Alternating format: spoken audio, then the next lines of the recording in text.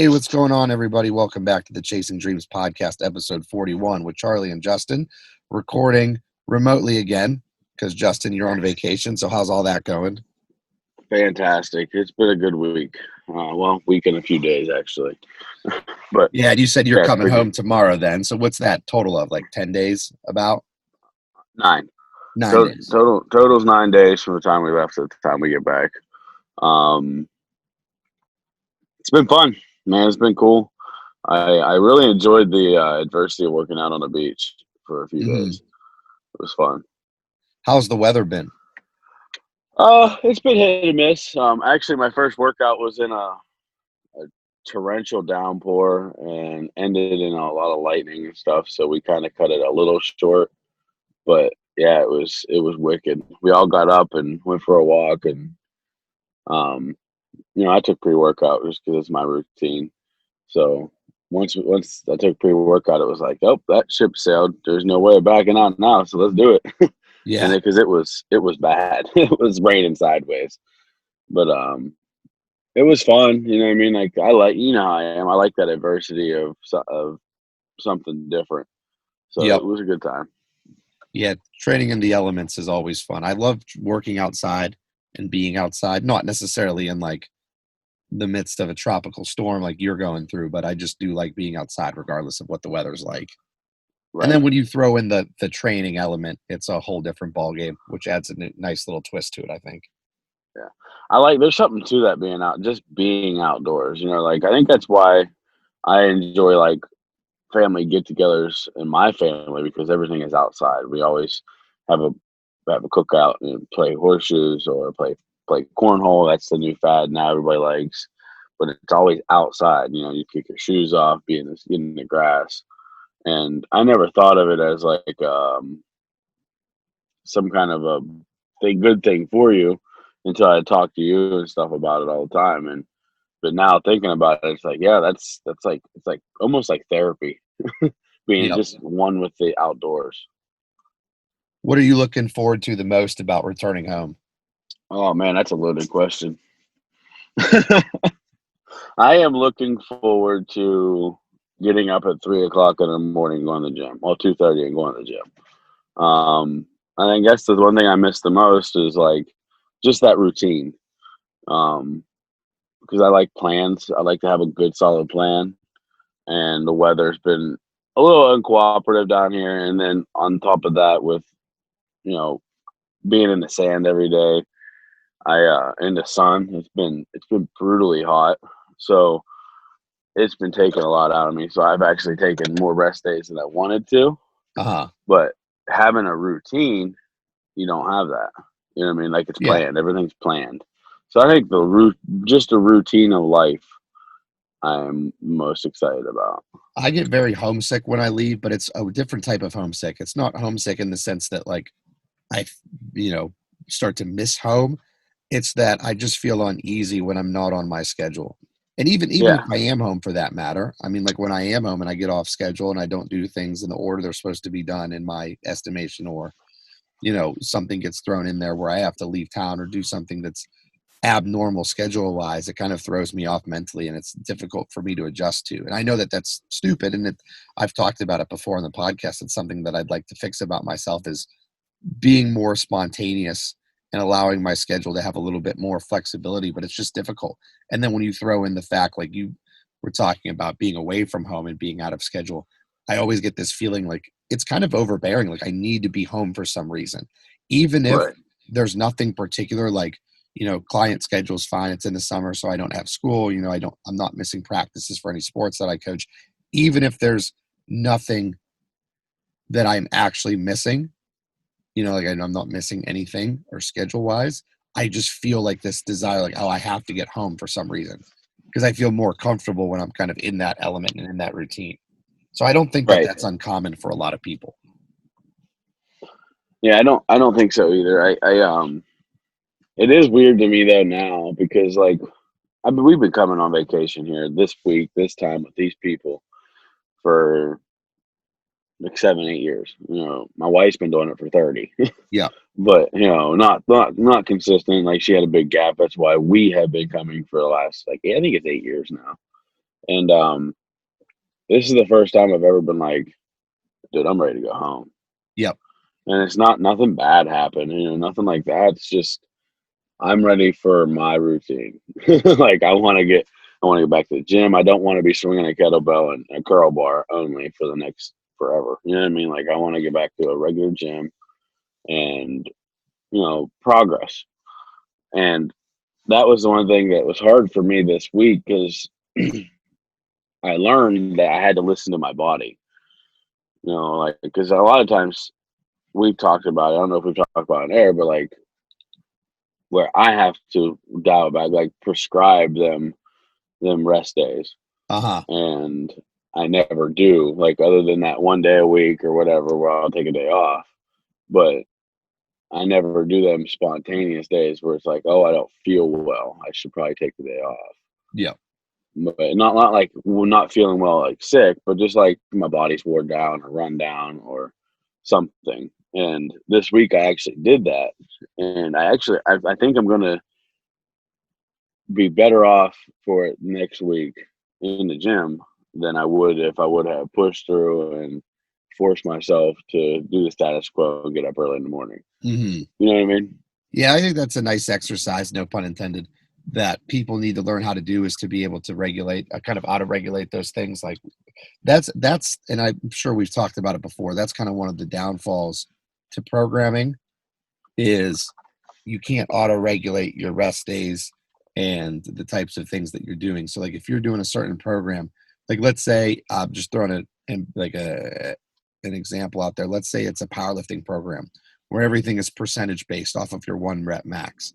Well, there are instances where you go in and the percentages might not be ideal for what your biofeedback is. So like if your body's telling you I'm sore, my central nervous system is kind of shot, I need to rest, I need to recover, I need to hydrate. All those things play a role, and it may not be ideal to go into the gym in that certain situation. So I think that like you have to be able to balance it. Like yeah, you definitely need to be able to stick to a program and push through, but at the same time you need to know when to step on the brakes versus the gas. And sometimes I think people can misconstrue that because once they start to learn their body, they don't always stay true to it.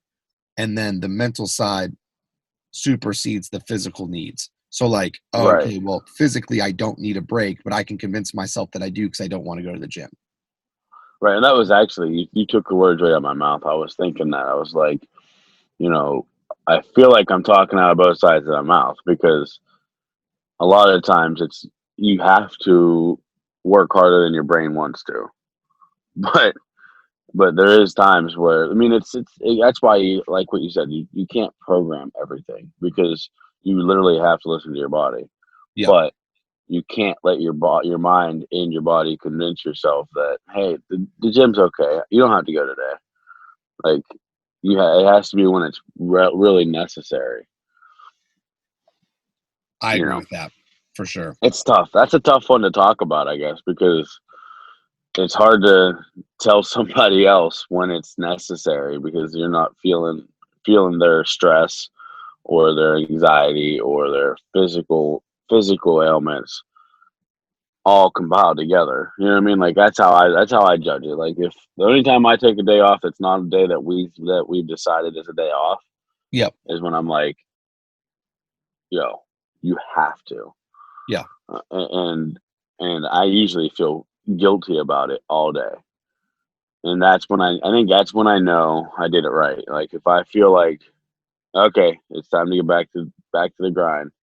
That's when I know it was right. If I feel like I didn't do anything wrong, you know what I mean? Like I don't know how to explain that, I No, guess, like because there's no personal guilt about missing the workout right. because you Yeah, knew I that it guess was necessary. I was saying it backwards.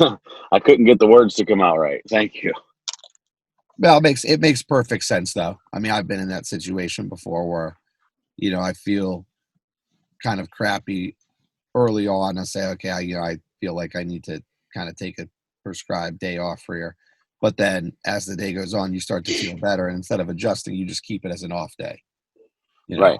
know. Well, And then it remember depends on, whenever go ahead. good. I was gonna say, remember back when I started having that pec issue last year, Yeah. and I thought it was my shoulder, and I just kept grinding it out, working out every day, and instead of having Adam look at it sooner, I did detrimental damage to my 1 rep max numbers because I was pushing through and making it worse and worse and worse. Hmm. And then by the time Adam got a chance to look at it, I had made like almost 3 months of regression, Yeah. where we went backwards. So that, being stubborn sometimes is not good either.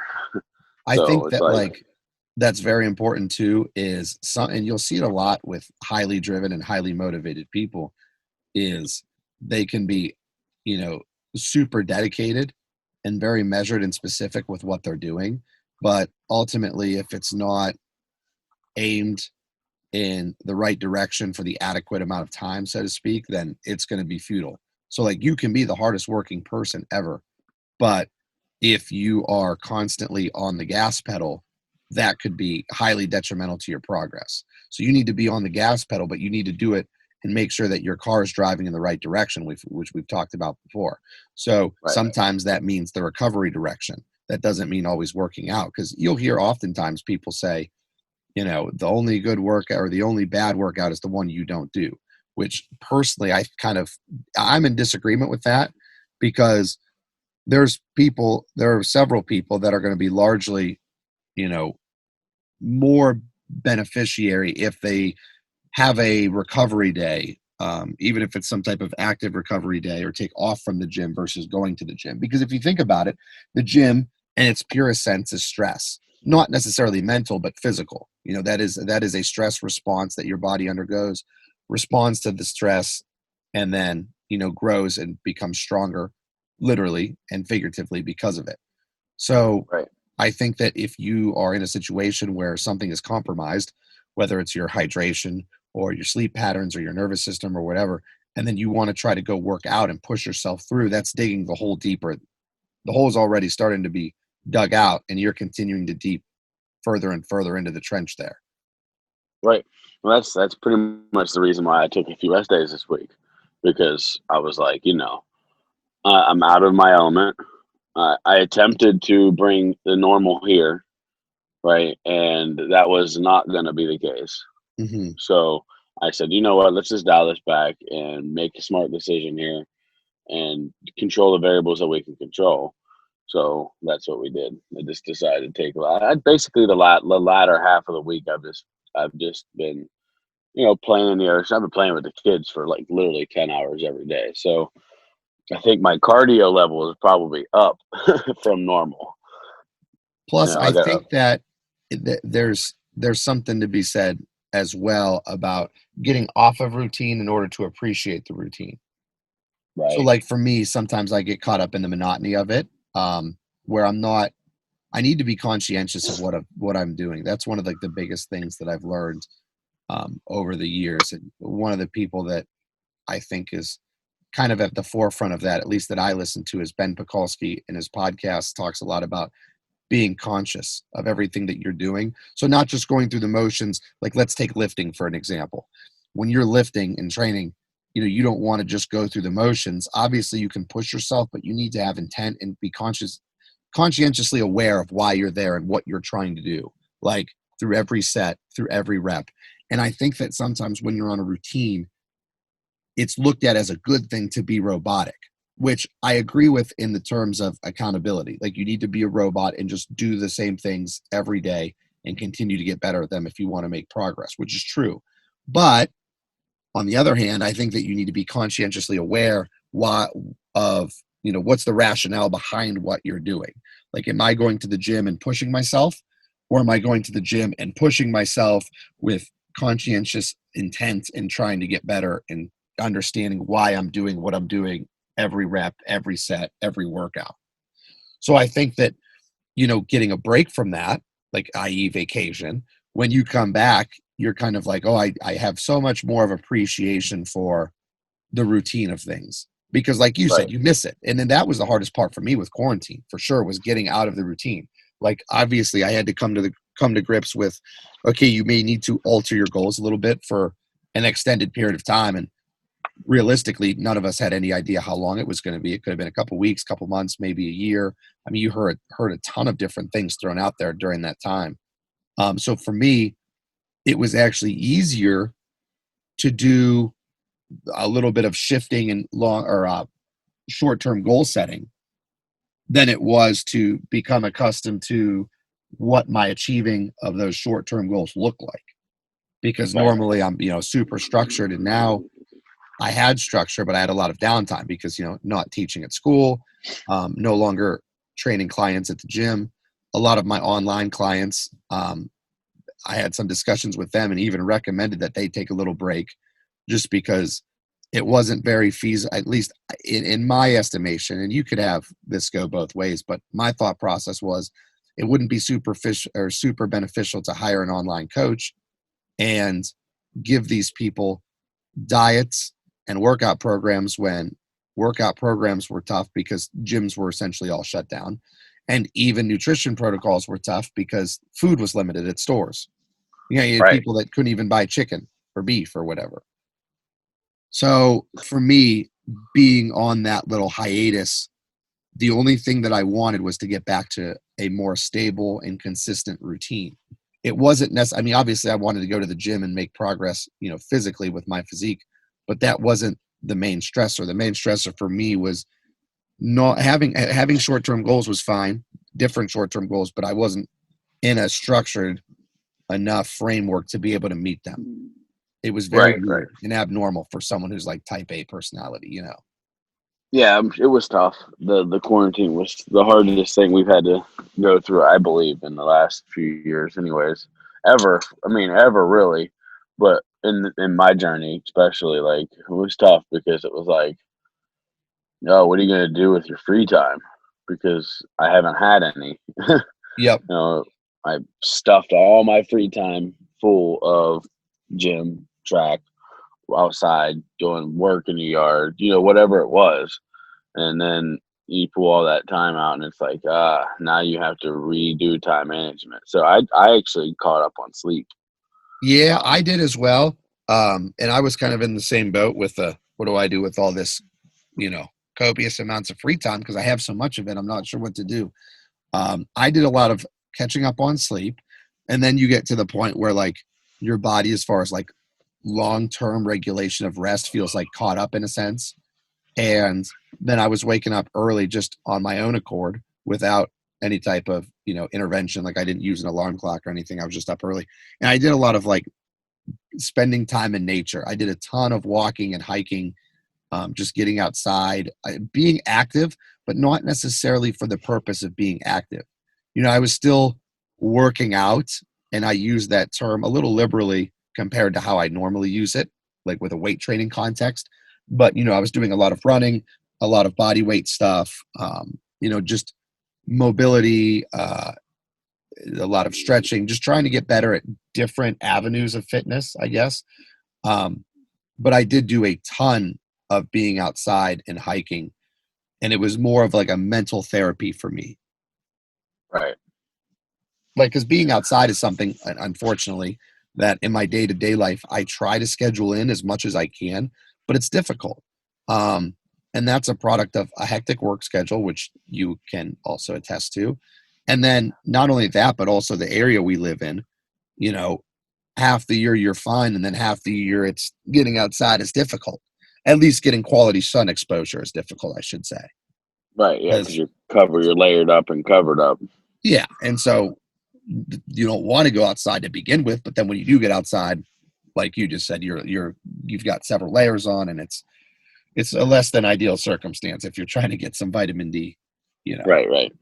Yeah. But I never thought of it that way. But I've heard that more than once already. That our the area we're from is hard to get vitamin D. I didn't think of the getting outside from that point of view. My wife was actually talking to my mother this weekend about, or over this past week, while we were on vacation here. She was talking to her about, you know, getting vitamin D. If we lived down here, vitamin D wouldn't be what we were deficient of. It would be something else. it's But very interesting how that works, how there's different deficiencies based on location, and vitamin Right. D would be the obvious one because of, its truly highest bioavailable form, where your body produces it and based on, sun exposure. Um, but like even geographical based on diets, how certain people are going to be predisposed to certain vitamin or nutrient deficiencies based on where they live, which is a product of what they eat.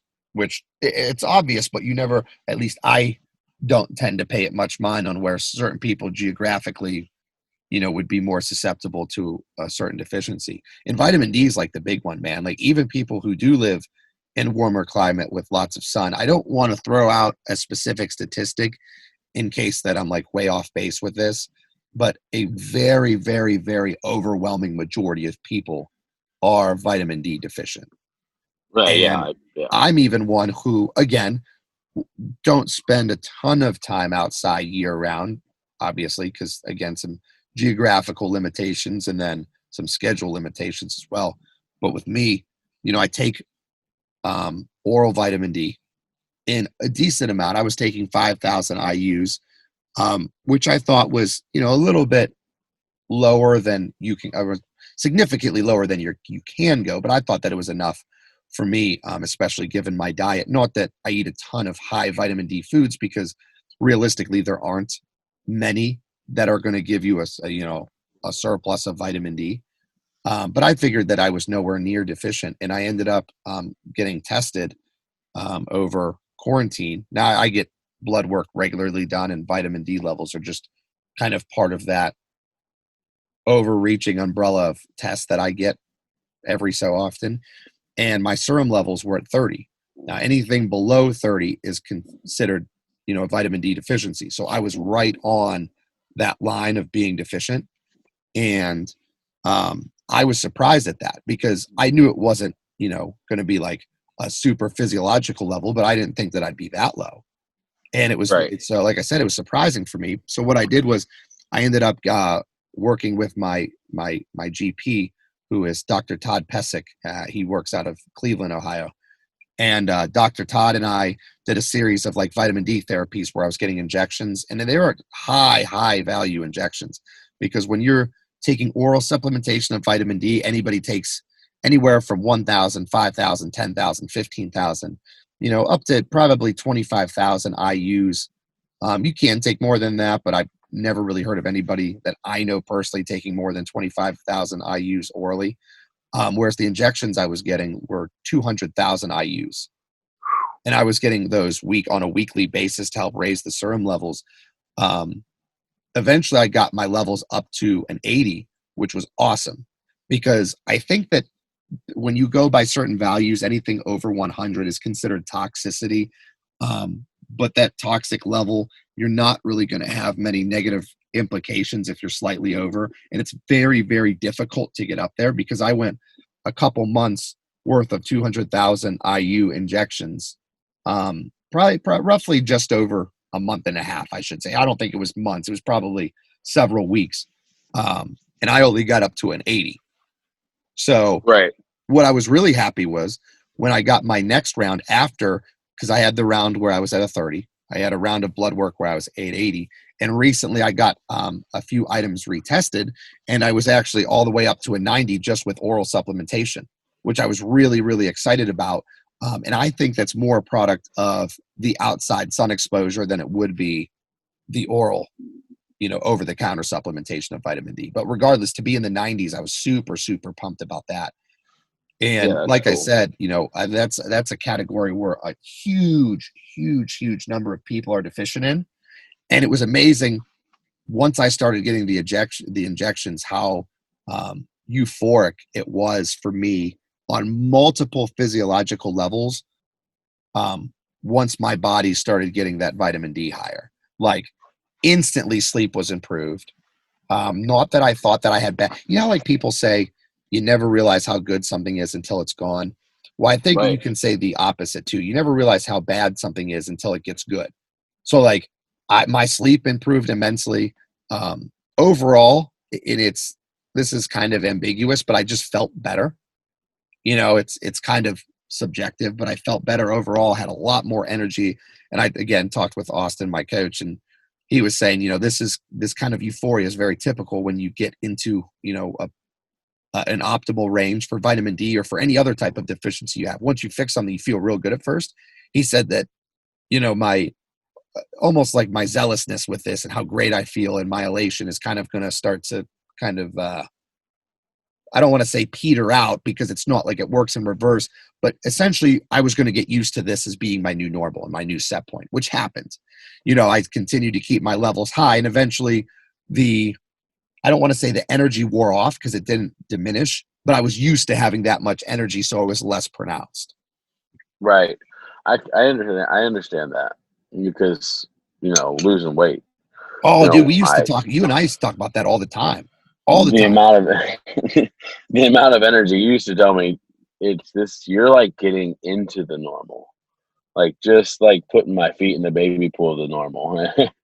And I really do believe you now. Like at first I was like, this guy's crazy because I have never felt this good in my entire life. You know what I'm Yep. saying? And now it's like, dude, I really can't imagine what it would be like. And I know what it's like, but it's hard for me to imagine what it would be like to be 500 freaking pounds again because everything was so difficult and now it's so not. Like, I mean, Yep. energy, sleep, tying my shoes, just like the little things. You know what I mean? Like, and but now I'm like used to the little things, and sometimes I get like a flashback to it again, and I'm like, wow, could you imagine? Like, because sometimes like when you start to feel kind of wore out, Yep. and I take a second when I do that, and I try to remember like, yo, could you imagine if you were this wore out back like 2 years ago? Hmm. It's Oh kind of boy. hard to imagine what life was like, I'm sure, for you when you were looking back, reflectively on how you used to feel, what you used to be able to do or not do for that matter. And like, I remember telling you on a regular basis, specifically when we would do our cardio together and we would go walking and stuff. And I would say, because you would always be, super over the top happy with how you feel. And I remember specifically telling you, dude, you don't feel good yet. I know you keep saying you feel great, you feel great. You don't feel great. You feel not terrible. There's a huge Right. difference. You're That's what just it you're was. That's just what you getting said. off of feeling terrible. You don't feel good yet by any means. And it's going to continue to get better and better and better. And then I'm sure, like we just said, when you look back at things and it's like, I can't even remember feeling that crappy, like what that must have been like for me or being that limited. Yeah, I think it's that. That's the word too. Limited, like limited in every aspect of life, and it was self-induced. Self-inflicted, Yeah. and it's like, man, it just reiterates why I want to help people get out of that Yeah. because I'm starting to not feel crappy. I feel like I'm still starting to not feel crappy now that I've recognized what you were saying as fact and not that you're just a crazy skinny guy Yep. like I used to think. You know what I mean? Like now that I recognize that what Coach D is saying is legit. Um, I it just reiterates what I want to do with other people, like how I want to help other people not feel that way. Well, and Because like, part of the ability to help other people. I mean, there's a lot of things like you need the drive, you need the intelligence, but moreover, I think you need the experience because that's going to elicit some type of conviction and certainty with it. So, like for me, for example, I've competed in bodybuilding, so I'm very well versed at losing fat, doing cardio, yeah, weight training. Like I've done it and I've lived it, and I know I don't want to say how easy it is, but I know that it's certainly doable for the overwhelming majority of people, physical or you know anatomical ailments aside. So I know that you could do this because I've experienced it, and I beyond a shadow of a doubt am certain with that. Whereas, something like, marathon training, for example, just to say something that you've been interested in, I don't know if I personally could get ready for a marathon. And I tell myself, gosh, I don't think I could ever do that. But if I were to work with someone who's done that before, I'm sure that he or she could definitely say the same thing. Oh, you could definitely get ready. I know that I can make you ready. I have the skill set to be able to provide that for you. So now that you have the personal experience of doing, you're able to help people that much more because you're going to be so much more convicted with how you go about things. And like that Right. is, I'm glad you brought that up and mentioned that, because that started kind of this like free fall where my mind just wanders and kind of goes on tangents like we typically do. But yesterday, I had a full day of experience with Dr. Livingston out of the Advanced Spinal Institute in Pittsburgh. So he'd opened up his new clinic. He's a good friend of mine. And we did a ton of work. And I want to get into a lot of details, maybe on another episode. We're definitely going to have him on the podcast. But I just want to give you one little excerpt of something he told me, and something that kind of resonated with me is, we were sitting at lunch and we were talking about a whole bevy of things. We talked about the, careers and passions and, our time on this earth and our drive and finances and entrepreneurship and leadership and pretty much everything, in the short time that we had lunch together. And one of the things, he actually recommended a book to me that he's going to send me. Um, and I'm probably going to mess up the title. I think he was called, because I haven't got it yet, but he said he's going to send it to me. It's the Overnight Millionaire or the Instant Millionaire. And he said it's one of his favorite books that he's read. And one of the concepts behind it, or that I believe is alluded to in the story, is he talked about how, it would be very easy for me to say to someone, I could add, 10 pounds, or I can subtract 10 pounds from your body weight. So if it's someone who's trying to gain muscle and get bigger, I could easily say, oh, I for sure I could do that for you. Yeah, I could definitely gain, 10 pounds of good quality weight to your frame. Or the opposite, I could tell someone, yo, you want to lose 10 pounds? Absolutely. But those people have never done it before. So in their estimation, they can't do it because it's unheard of, it's unseen. Like when people see like a bodybuilder, they'll say, oh, I could never do that. There's no way I could ever do that. But the thing is, you can. You just don't have the experience or the skill set knowledge wise to be able to execute it. But I could do that for you. And he said that money's the same way.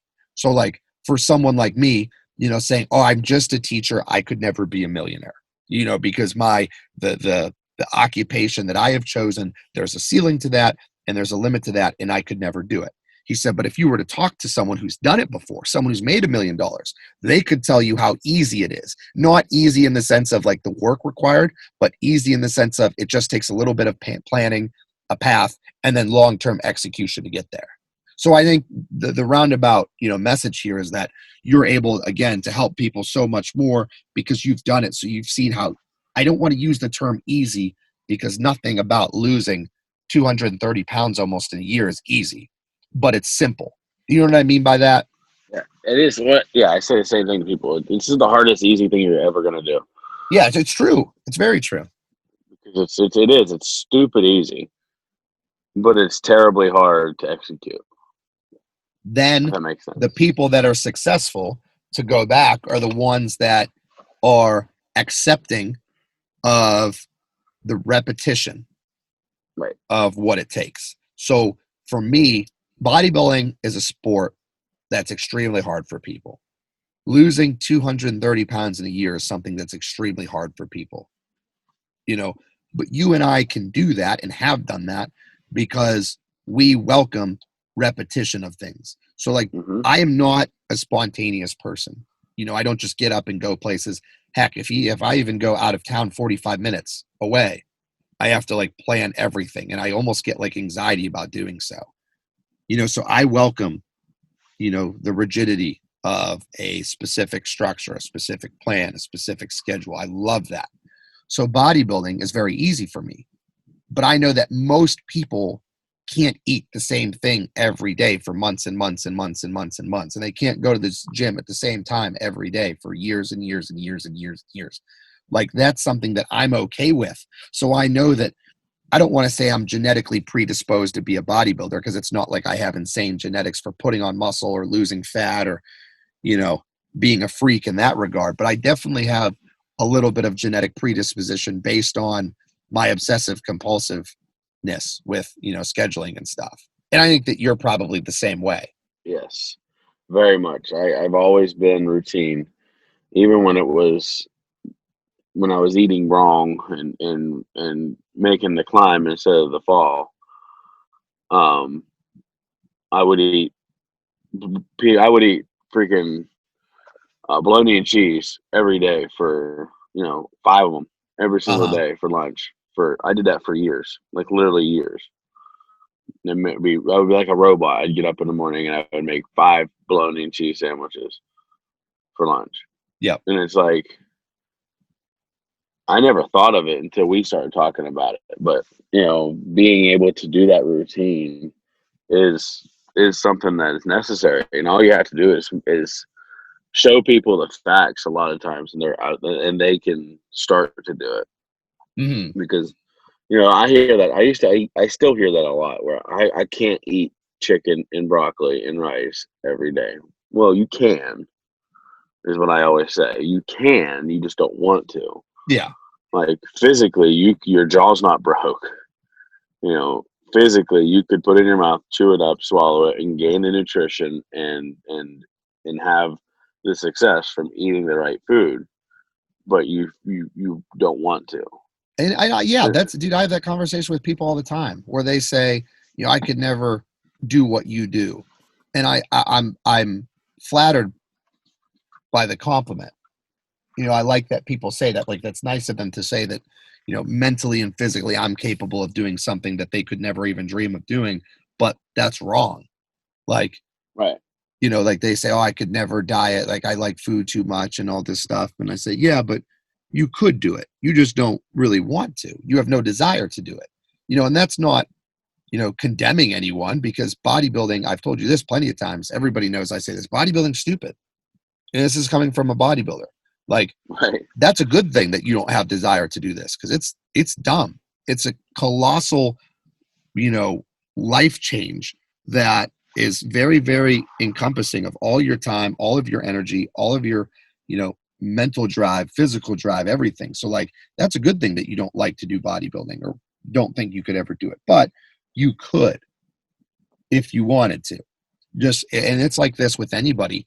And I'll tell this to people who want to change their body, if they want to lose weight, but they can't continue to be consistent with cardio and they keep eating what they don't want to eat, or they want to gain weight and they can't eat enough food and they just skip meals, or they skip going to the gym or whatever. And you could kind of translate this into any realm of life, but until your desire to change outweighs your avoidance of discomfort, you're never going to start.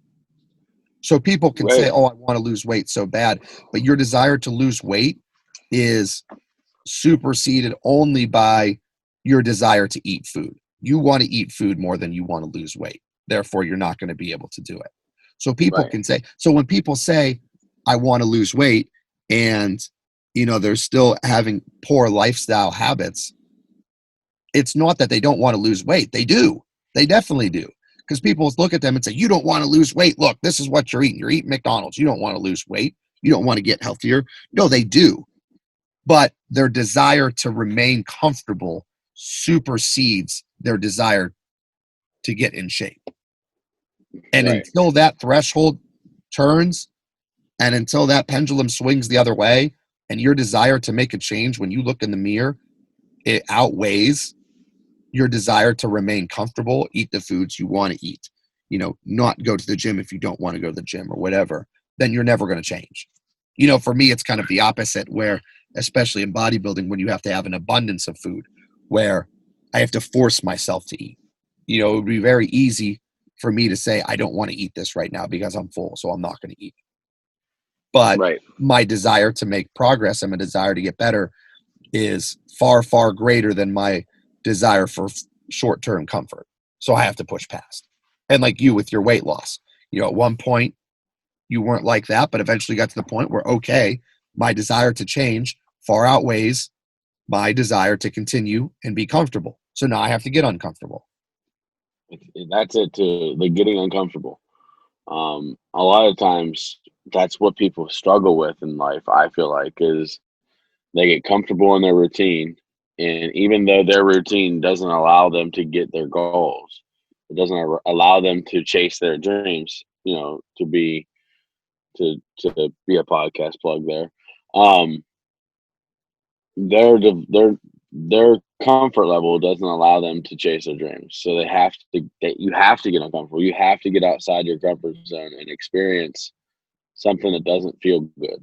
Yep. Because I've found that if it feels good, it's most of the time it's not right.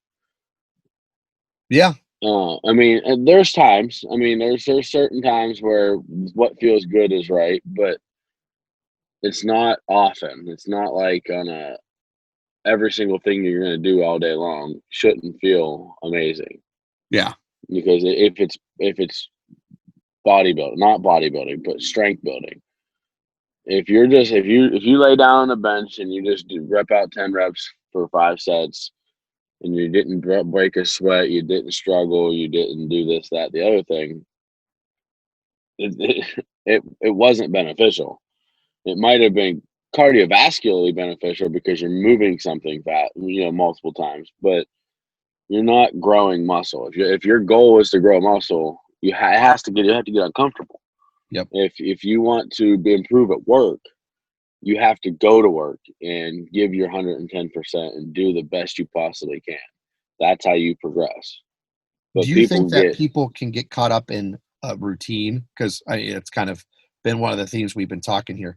Do you think that being structured and routine can actually be a downfall for people oh in a sense one then? hundred 100%. It happened to me for 25 years. Well, I'd say my control of my routine as an adult since I was, I'd say, 15, 16, where I really controlled what I ate and did. Uh-huh. Um, the routine of life, making 5 or 6 sandwiches for lunch. Once I had my own money, I could go and buy. It was nothing for me to buy 3 breakfast sandwich meals for myself. Hmm. It was nothing for me to buy 2 or 3 hamburger and fries for myself on my way home from work or school. Not to mention what I had for dinner. You know what I mean? So yeah, the routine and the structure of of controlling your own self definitely can be detrimental if you allow it to be. Which it's weird how people have that ability to be structured and to do the same things, and they like that they like the comfort of doing the same things repetitively. And you want to be able to tell those people, listen, if you just take this same approach, but you change what you're doing within the scope of that schedule, like you'd be so much better off. Right. Absolutely. If you could if there was a way for us as humans to just reprogram our brains to attack our goals with the same ferocious intensity as we do our mundane day-to-day life, Yep. we would have no overweight people, we'd have no homeless people, we would have, you know what I mean, like it would be nothing bad in life. But it takes work to do that, and a lot of people just don't have the ability to dedicate the work, or they don't want to. I think everybody has the ability to do it outside of the disability. You know what I mean? Like if there's Yep. somebody with a physical or mental disability that they physically can't, Yeah. that's different. But able-bodied human beings have the ability to change their mind. They just don't want to, Yep. or they haven't figured out the way to want to. And I think that it's important for everybody to be able to locate something in your head that you feel is worth aiming for. Because, like, I don't expect people to want to be a bodybuilder, and I don't want to say discourage people from doing it, but there's a lot more long-term productive avenues that you can pursue than bodybuilding. So I am cool if people say, "Oh, I don't like bodybuilding. Like I could never do that. I don't want it."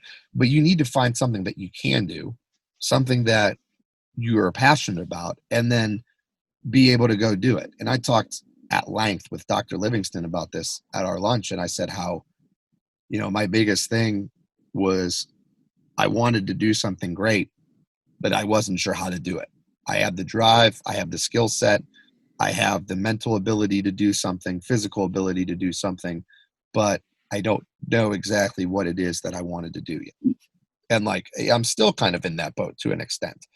Um, and I feel like people could be as successful as they want to be. There's really no ceiling on that, whether it's professional or social or, intrinsically motivated, but you just have to find out what you want to do. And then, like you kind of alluded to, attack it with the same routine that you do with everything else. Right. I mean, I you could go as far as like alcoholics. Yeah. Alcoholics could be the most successful humans in the world. Uh-huh. Anybody who can robotically go to the superette and buy a 30 pack and go home and drink it on a daily basis and then get up and function during the day and go to the gas store, buy beer, you know, over and over and over and over again. That is so much routine that all they have to do is change their direction Yep. and look out. Like, And why you do they just do that? imagine. Because it feels good, right? It's Right, aiming for comfort. So right, if you can understand that short-term discomfort is going to lead to a lifetime of comfort, then you can use that mentality and still go towards comfort. It's just not going to be there in the immediate sense. right. I mean, that's kind of what I did with weight loss thing is I I took the pieces of the puzzle that I knew just from being told, and I plugged them into my normal addiction, which was food. So instead of eating copious amounts of junk food or bad stuff, I would eat a lot of vegetables. I Yep. still eat a lot. I still eat a lot. Like, you know how it is. You eat a lot. I like people that do the fitness thing eat a lot. Hmm. It's just eating a lot of the right things. Yep. So I mean, an alcoholic, and I hate to use that because I know alcoholism is tough and it's really hard to beat. But like an alcoholic could just drink a lot of water. Yeah. And for lack of better words, anyways, like you could literally stop drinking beer and start drinking water And like a obviously, fish. the short-term comfort's not going to be there, but the Yeah, it would long-term suck. comfort will be. Right. Could you imagine the life change of somebody who drank, just to say, 30 beers a day, that they would just drink 30 bottles of water Yeah. instead? Oh my. It would be incredible. I mean, their comfort level, it would take them 5 weeks. I think it would take 3 weeks to break the habit of drinking beer, and then 2 or 3 more weeks to build the habit of drinking water. But at that 5 or 6 week mark, I bet you they would be able to tell anybody that it was the best thing they ever did Yep. because they would feel so much better. Like, I can't explain how much better you feel when you drink nothing but water. Hmm. Minor, But step or minor change that goes a long, long way, to say the and least. that's kind of like, I think that's kind of like on your path of how you do like people's diets, making that one small change and then letting them feel how good it feels. And then you Yep. change one more thing and you change one more thing. So like, you know, if and then until it stops working, right? You just keep doing the thing, doing the routine. So if all it takes is to change one aspect of your life and you feel better, then change something. Yep. And it has to become habit for sure. Right. Yeah, and that's the key is making it a habit. Speaking of eating a lot, I think that's good transition into giving a plug to Beast Mode Baking, sponsor for the Yes. show. So, Beast Mode Baking aims to bring the highest quality, creative, and of course, delicious baked goods to your home with nationwide shipping. All orders need to be pre ordered to ensure they are packed fresh and shipped out to you ASAP. Beast Mode Baking offers a flat rate of $15 for shipping due to the size and the weight of the cookies and doughs. So, if you're interested in Beast Mode Baking, check out Shannon Noor, give her a follow and a shout out at SKNORR13 at SNOR13. And when you support her, you support us. And we appreciate Beast Mode Baking and Shannon in the fullest capacity. Yes. So, dude, that's right around 45 minutes here. It was a good one. I We're like at this we're nerd just topic. about 50 minutes. Justin and I, what we do is, we usually try to keep all of our recordings to about 45 minutes or so, and then obviously our guests kind of go a little bit longer. They're typically about an hour and 15 or thereabouts. And on Zoom, because obviously you're recording this remotely, I'm from my house and you are from the beach. We have to keep a timer because when we do our Zoom conferences, at least to the best of my knowledge, Zoom does not record the time anywhere. At least I don't I see it on can't the find it. interface that I use. So I set a little timer today just because, anybody who listens to our show knows that both of us, me especially, can get on these tangents where we just talk and talk and talk and talk. And, Justin, with you and I, we could do this for 2 hours and not even notice. So we try to hold ourselves a little bit accountable to a time standard, Yeah. Yeah, I don't want to get people used to a 2-hour one and then we throw them a 45-minute or vice versa. We have 145-minute ones and then toss them a 2-hour one. Like, what happened? Yeah. Yep. Consistency. Yep. Just like everything. Absolutely. That's it. All right, man. So I will get to see you soon. You'll be back in town here, actually tomorrow night, right? Yeah. Yes, I will. And we will record in person, hopefully with a guest. Have a couple of people that are ready to go, waiting in the wings. Just need to schedule them in. So hopefully we'll get a guest on next week. And that'd be cool. Kind of go from there, man. Right on. All right. So with that, we have come to the end of yet another episode of the Chasing Dreams podcast. This has been episode 41, not episode 1, episode 41 with Charlie and Justin. We appreciate you guys as always, and hopefully we will see you next week. Unbreakable, unstoppable, I'm pushed to the edge.